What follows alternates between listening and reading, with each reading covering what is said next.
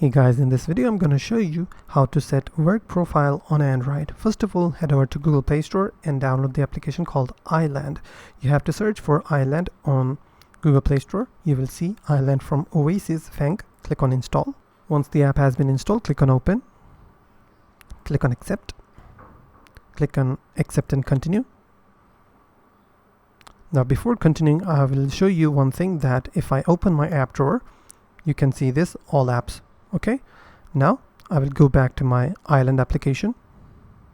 As you can see, it is setting up my work profile. Now click on next.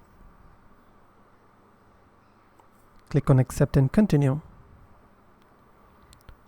Now as you can see, an iLand has been created. Now I'll go back to my home screen.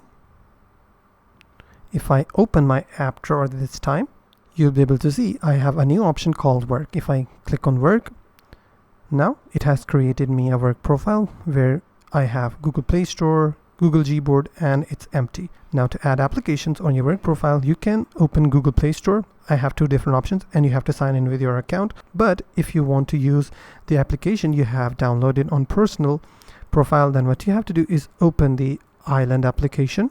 Now click on mainland.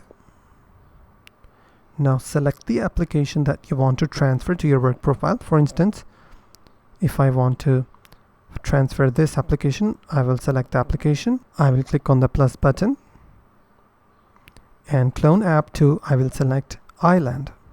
Now if I open my work profile, I'll be able to see I have successfully transferred the application from my main profile to my iLand. Now if you want to delete your work profile, then what you have to do is open your work profile, open iLand in your work profile, click on destroy permanently.